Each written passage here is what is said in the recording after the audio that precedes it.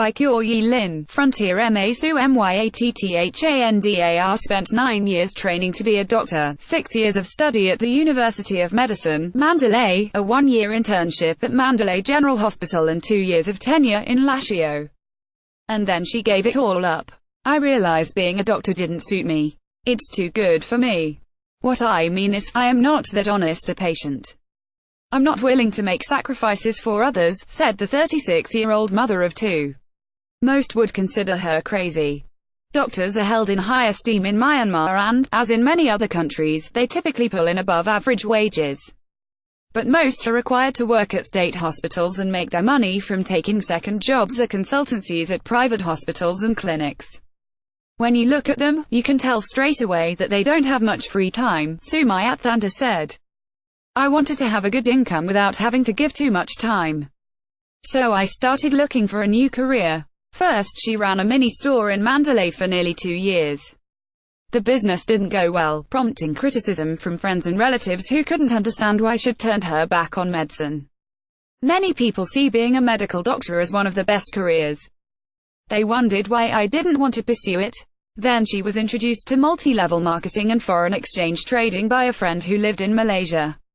Forex trading was difficult due to the slow internet speed and foreign currency restrictions under the military regime, while SU MYAT THANDAR shied away from MLM because she felt it was a scam that cheated poor people. Then, in 2012, the same friend told her about Bitcoin. The following September, she invested when the cryptocurrency was trading at below $150. Within 4 months she sold her Bitcoins for more than $1,000 each, booking a huge profit.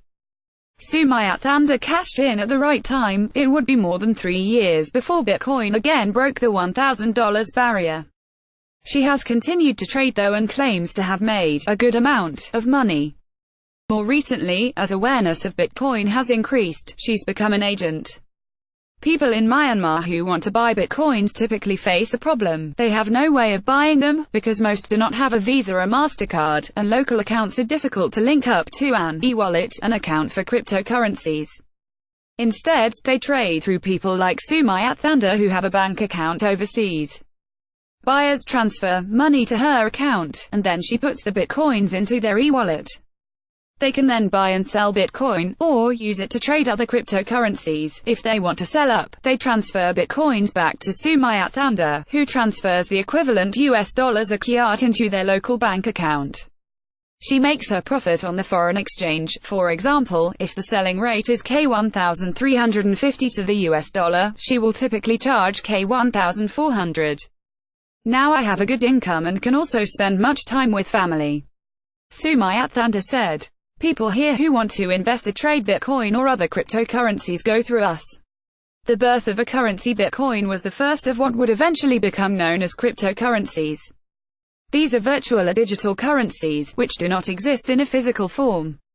Control is decentralized, there's no central bank or Federal Reserve, and they typically employ blockchain technology, under which all transactions are recorded on an encrypted public ledger.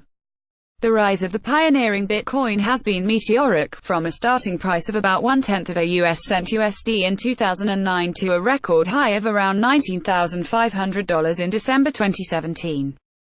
The massive increases over the past 6 months, not only for Bitcoin, but many other cryptocurrencies, have prompted bubble concerns. Since mid-December, Bitcoin has lost about half of its value, with other cryptocurrencies experiencing similar slides. There were further falls for all major cryptocurrencies on January 26 after a major exchange, the Tokyo-based CoinCheck, confirmed that hackers had stolen $400 million of the cryptocurrency XEM. Regulators have taken varying approaches to cryptocurrencies. Some have legalized their use and trade, while others have banned or restricted them. Myanmar, like many countries, has no mechanism or legal framework to regulate cryptocurrencies. There are also no formal exchanges, but Bitcoin and other cryptocurrencies can be bought through agents like SU MYAT THANDAR. The most popular social site in Myanmar, Facebook, has served as a hub for enthusiasts, who use it to share information, and find agents to purchase and trade a range of cryptocurrencies, including Bitcoin, Ethereum and Ripple.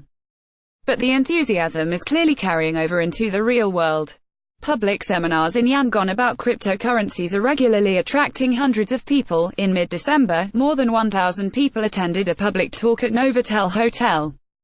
Promoted by magazine Digital Wealth, it was titled, FinTech Digital Currency. The speakers included former Deputy Finance Minister U Mong Thane and Dr. Jason Corbett, managing partner at Bangkok-based law firm Silk Legal.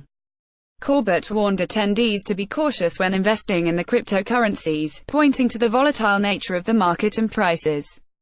He told Frontier that Myanmar couldn't avoid cryptocurrencies completely but could do more to regulate the trade.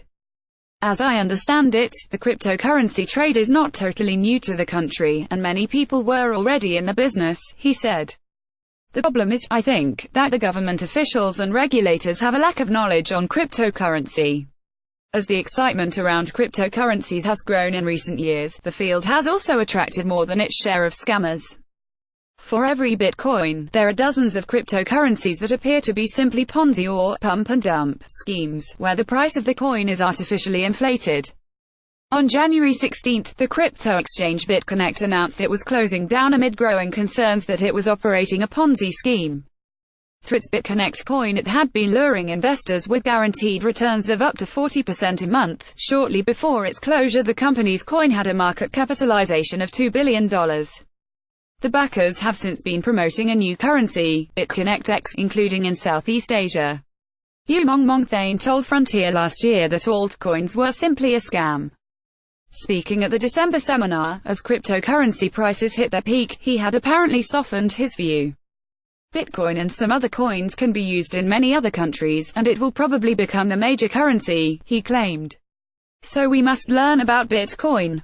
Like it or not, we have to deal with them in near future. But please be aware of scams, and don't make a big investment in cryptocurrencies, it's not stable. If you look at Bitcoin's price over the past few months, you'll see how volatile it is. The dark underbelly. Most of the attendees at cryptocurrency events in Myanmar are from the multi-level marketing field. They are known as leaders. They invest early and earn high commissions from the people they recruit into the schemes. MLM typically involves the selling of physical goods, but there is significant crossover with recruitment-based investment scams such as Ponzi schemes. In the audience at the Novotel was a soft-spoken man from Mandalay named U Win Ko. A 12-year veteran of the MLM industry, he has for the past 6 months been promoting a cryptocurrency scheme named First Coin. On his Facebook page he claims to be making $175,000 a month from trading cryptocurrencies and introducing new members to First Coin. Investors can take part in 2 ways: by buying First Coins, which are traded on 2 public exchanges, or by joining the First Coin Club. Both are guaranteed to return a high profit, he claims. A few days before the Novotel seminar, Frontier attended a presentation Win Ko gave at Mandalay Yangon to about 15 prospective investors. He explained the investment options, including the 4 First Coin Club packages. These range from basic, investing $200 to $1,999 for a guaranteed 3% return per month, to VIP, a $25,000 plus investment, delivering a monthly return on investment of 7.5% and a one-time bonus of 10%. The principal is locked in the account for 6 months, and the returns are paid in First Coin. These can be changed into Bitcoin and then cash. Win Ko claimed to have purchased a VIP package in August and been paid his return each month since. He also receives a 10% commission for each investor he can sign up. In buy, sell, you need to be clever. But if you invest as a club member, you will definitely make a big profit in 6 months. Win Ko told the group. He claimed that the price of all cryptocurrencies would definitely go up, because many organizations, including terrorist groups, were using them to bypass government controls on traditional currencies. Bitcoins and other coins hit their record prices in the weeks after US President Trump declared Jerusalem as Israel's capital. Do you know why? Because there will be fighting and terrorists are buying weapons. They use coins for the payment, so the demand is rising. Win Ko said at the meeting. It shows that we don't need to look at the companies that are creating the coins. We just need to invest and make the good profit. Because coins are the future currency. The longer time you invest your money, the bigger profit you will earn. Warnings about First Coin have been circulating for some time. While Firstcoin is a real cryptocurrency, its purpose appears to be to add legitimacy to First Coin Club, which has some characteristics of a Ponzi scheme. The First Coin Club website is registered to a Terence Andrew Tyrant of Dynamic Global Marketing Limited based in Dubai. The company seems to exist only on paper, if at all. The Firstcoin website doesn't disclose the full names of its creators, but they appear to be from Eastern Europe. The coin is almost completely pre-mined. 109,999,999 of the 110 million first coins were transferred upon its creation. This is important because it means there is no incentive to mine first coins, that is, to verify transactions through solving a mathematical problem, after which the transactions are added to the Firstcoin blockchain. With Bitcoin, mining is rewarded through the issuing of more Bitcoins. But Firstcoin has no more coins with which to reward miners. When some attendees asked Wenko if he knew how Firstcoin Club generated revenue to pay the returns, he gave a very confident answer. "I don't know, and honestly we don't need to know what they're doing," he said. "But I am sure they're going to pay us high returns, and more people are going to invest. Then the Firstcoin price will go up and we will enjoy the profit." Greater fools. Some argue that the best way that the government can respond to cryptocurrencies like Bitcoin is to legalize and regulate them. KYAW YE LYNN, Director of Blockchain Development. Then the government can regulate attacks, transactions, at the exchange, he told Frontier. No one and no government can control the purchase and trade of cryptocurrencies.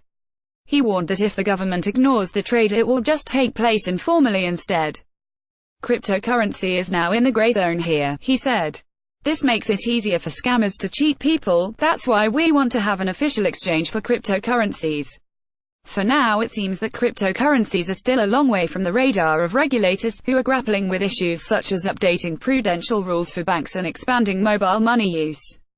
On December 7, Frontier emailed KYAW YE LYNN, the Deputy Director General of the Central Bank's Financial Institutions Regulation. She eventually asked Frontier to send questions, but had not replied at deadline. Others are skeptical that digital currencies with no physical equivalent have a value at all. Young Kyaw, founder and CEO of Singapore-based payment service provider 2C2P, which provides electronic payment systems for Myanmar businesses, said the future of cryptocurrencies is less clear than proponents claim. "Investors in cryptocurrencies are simply hoping to find greater fools," he said, a reference to greater fool theory, which says that it's justifiable to pay an inflated price for something if you can reasonably expect to sell it on later at a profit to a greater fool. When someone buys such coins, what does he know? He knows nothing, but just hopes to make profit by selling it at a higher price. So it's a kind of gambling, he said. It's all about speculating on the price. The December crash has burned many of these speculators. But MA SU MYAT THANDAR says she's not concerned by the recent price drop. She's not sure exactly why it happened. It may have been because of a proposed crackdown on trading in South Korea, she says, but she's confident prices will soon recover. "I'm sure Bitcoin will go up in February because a lot of overseas Chinese will buy Bitcoins during the New Year period to give as a gift," she said. "And my customers are happy as they can buy coins at unexpectedly low prices."